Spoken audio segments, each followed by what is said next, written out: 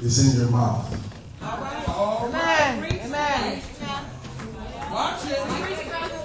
Subtitle we're going to use this afternoon is All It Took Was One Shout.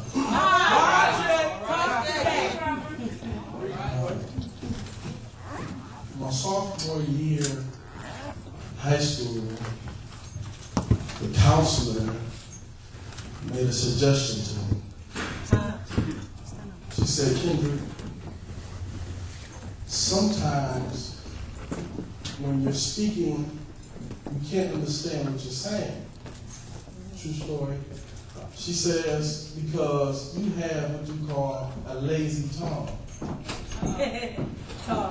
She says, oftentimes people say that you're just trying to be cool or have swagger because you talk with your mouth closed.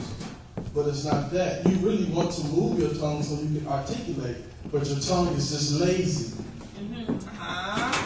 So she made a suggestion that for an English credit, I could take speech class. So I went to this speech class, get there, and there's 20 people in the class. And all 20 of them have a speech impediment. Now, you can imagine that this must have been chaotic because there's 20 people talking, but nobody understands them but the teacher. Talk to that. There's 20 people talking, but nobody knows what they're saying but the leader. So we're trying to communicate, but nobody knows what's being said because of the speech impediment in the speech class. And there was a particular man in this class that really struck my attention, and I really had compassion for him. And I still have compassion for these type of people. Those are people who we call or say that they stutter. Those people stutter. They can hardly get a sentence out without stopping and repeating the same syllable over and over again. Talk. I know. Stutterer. They have stuttering. You have stuttering. I was in the class with a stutterer. And a teacher, people begin to laugh and to add comfort to the stutterer. The teacher began to tell him and explain to him what stuttering really was. What she say? Bishop, she says stuttering is nothing to be ashamed of. Stuttering is just an involuntary disruption. She says stuttering is an involuntary disruption that happens when you're trying to complete a sentence. She said, but you need to understand, when you find a person that stutters, and he has now become a professional in his stutterism, if you would, she says, you will watch him, and he will begin to talk, and he will start to stutter on his word, or an involuntary disruption will begin to occur, and he'll stop what he's doing, he'll take a deep breath, and he'll begin to pursue the sentence again. Right. This is only for people who experience some involuntary disruptions in their life. A professional stutterer, y'all have any stutterers in here today? A professional stutterer knows that when a saint goes of involuntary disruptions in my life, they know how to just step back, look at what's happening wrong, and pursue again. You ought to just look at somebody and say, I'm a stutterer. Satan causes involuntary disruptions in my finances. I take a step back and look what's going on, and I pursue again. And my marriage is getting bad because of involuntary disruption in my marriage. When I step back, look what's going on, and I pursue again. Look at somebody and say, I'm a stutterer.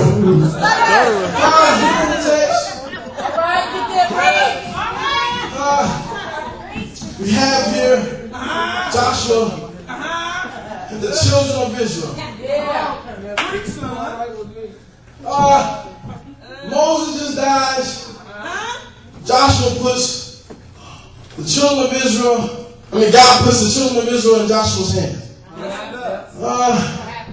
He tells Joshua, every piece of land that your feet shall tread upon shall prosper. Gives them this promise. Joshua takes it and runs with it. Can we walk up to the 6th chapter? Second chapter starts. Joshua comes up with the plan. We're going to send 2 spies over to Jericho. The spies get there. They go stay at Lady Rahab's house. The king finds out they're there. Sends people out to get the 2 spies from Israel, but they find out that they're resting. And I believe they made a mistake by going at nighttime, because people don't normally sleep at night. I believe that God gives me rest, and I don't believe He let anybody attack me while I'm resting. Second chapter, they go back and they tell them, they say, they say the land, this prophetess Rahab knows that the Israel has Jericho. She said, listen, just remember me. I'll put this red cord out the window. Just remember me when you come and take this land. They say, okay, we got a deal. They go back to Israel. I'm going to be real quick, going straight through the text. Go back to Israel, tells them the land is prosperous and it's ours. 3rd chapter starts, Joshua gives the command to start. They proceed towards Jericho and come into the Jordan River, what would seem like a dilemma. They get to the Jordan River, Joshua tells them to put the Ark of the Covenant on their shoulders. They put the Ark of the Covenant on. This is around harvest time, and the waters are higher than usual. He'll put you in a dilemma right when it's really unusual for you to make it through. It's bad enough I got to go across the Jordan River. Let alone it's harvest time and it's flooding now. Isn't that just like God? He'll lay me up in the midst of a recession. But I believe that God can put me through it. So they get to the Jordan River, they fit in with the Ark of the Covenant on their shoulders and begin to cross. The priests walk on through, get to the other side, the people of Israel follow. People of Israel follow, right? They make it all the way through. God tells them to put 12 rocks, which represents each tribe of Israel and the Jordan River, right? So that your children's children may know what I've done for you. Could not understand this because how would they see the rocks if they're underwater? Remember, they put the rocks down while it was dry land. The water came back and covered up the rocks. How is it that they would see the rocks and it's underwater?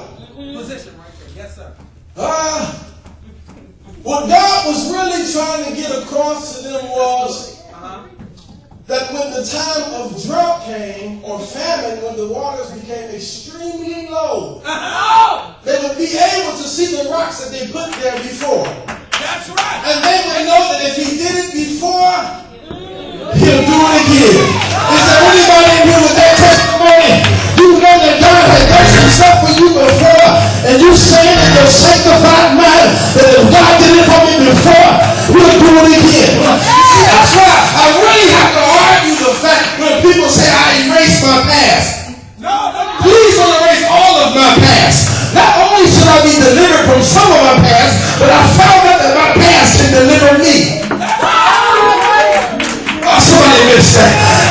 Here it is. You may experience some financial problems and don't know how you're going to pay the rent.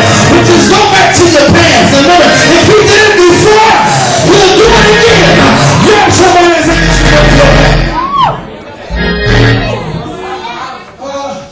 chapter 4. Yes, sir.